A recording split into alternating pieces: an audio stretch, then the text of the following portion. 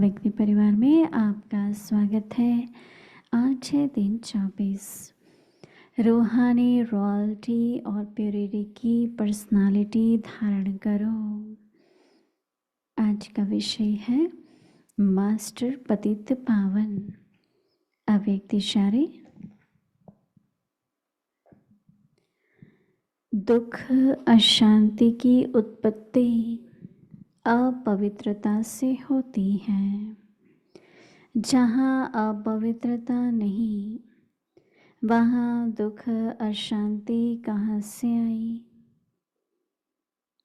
आप सब पतित पावन बाप के बच्चे, मास्टर पतित पावन हो, तो जो औरों को पतित से पावन बनाने वाले हैं, वह स्वयं तो पावन होंगे ही। ऐसी पावन पवित्र आत्माओं के पास सुख और शांति स्वतः ही है। सबसे बड़ी महानता है ही पावन बनना। आज भी इसी महानता के आगे सभी सिर झुकाते हैं।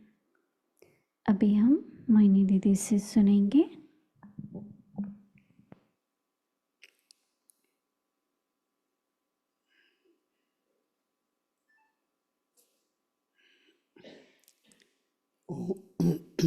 ओम शांति।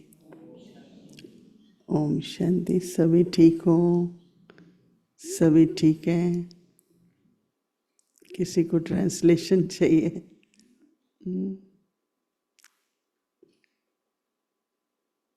हिंदी से इंग्लिश में आपके अव्यक्ति उसमें कर सुन सकते हैं। जरा बाहर के दरवाजे खोल दो। आज बाबा हम सब बच्चों को बहुत बड़ा टाइटल दे रहे हैं, मास्टर पतित पावन।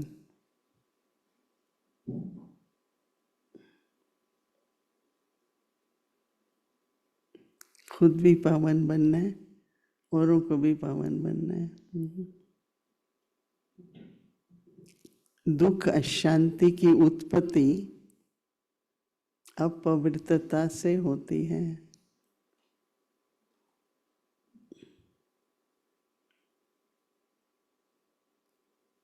कौन है यहाँ जिसको कभी भी दुख नहीं होता है? कोई तो हाथ उठाए। कभी भी दुख नहीं होता है। अपने से या दूसरों से। और अगर हमसे किसी को दुख मिलता है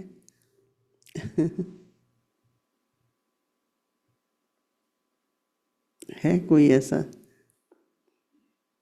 पूछना चाहिए कभी कभी सबसे कि आपसे मेरे को कोई दुख तो नहीं मिलता है।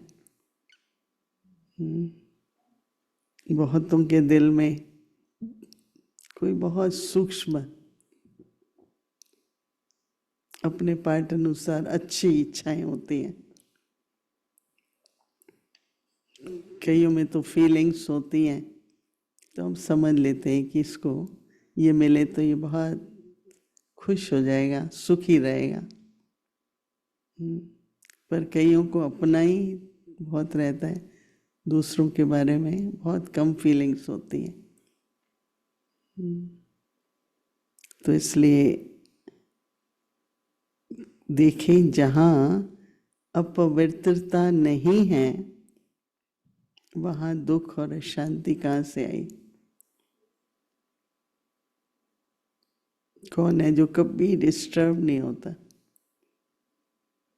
किसी को भी नहीं लेना मार्क्स।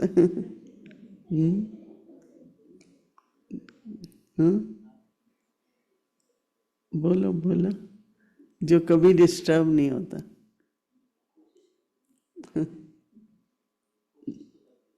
थोड़ा थोड़ा कभी कभी वो कैसे चलेगा?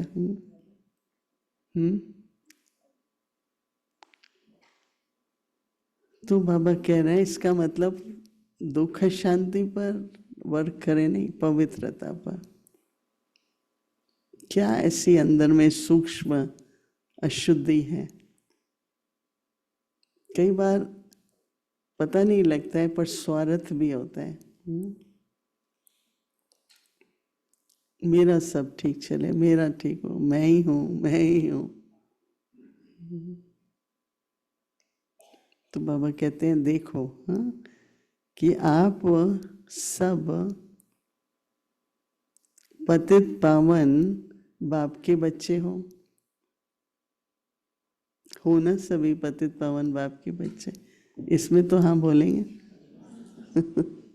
तो बाबा कहते हैं तो आपको क्या होना चाहिए?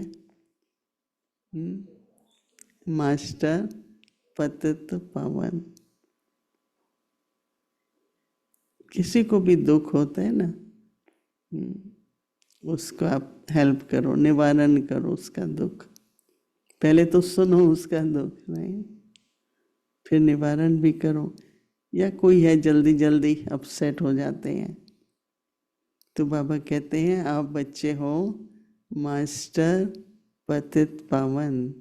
तो जो औरों को पतित से पावन बनाने वाले हैं।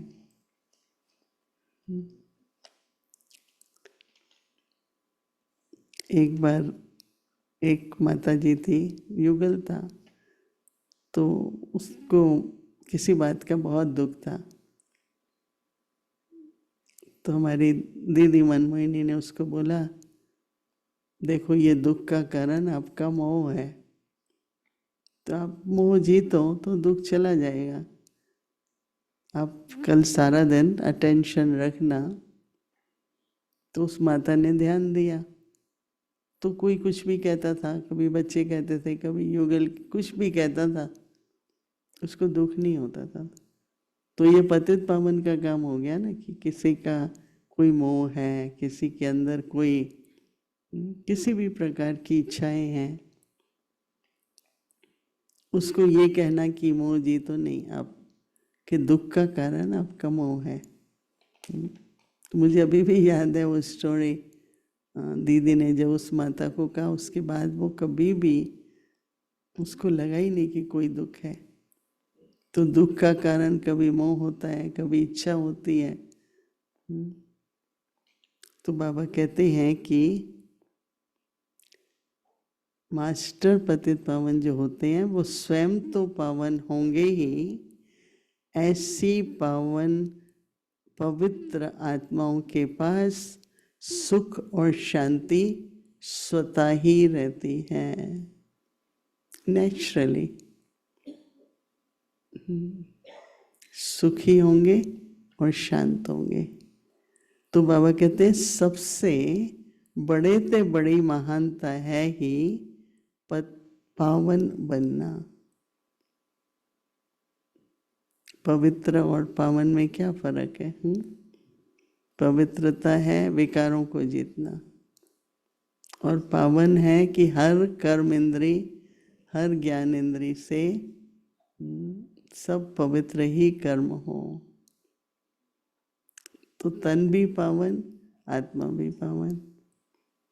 तब क्या बनते हैं? पूजनीय। पवित्र तो सभी बनते हैं ना संगम युग पर पावन बनना है और पूजनीय बनना है तो आत्मा और शरीर दोनों पावन चाहिए। तो सबसे बड़े ते बड़ी महानता है ही पावन बनना। आज भी इसी महानता के आगे सभी अपना सिर झुकाते हैं। तो जो पूजनीय बनना है, बाबा रोज कहते हैं ना बच्चे, एक होता है महिमा योग्य और एक होता है पूजनीय। तो महिमा योग्य हम बनते हैं यहाँ पर, और जब पावन बनते हैं तो पूजनीय बनते हैं। तो इसलिए बाबा ने लक्ष्य तो यही दिया ना कि पूजनीय बनो।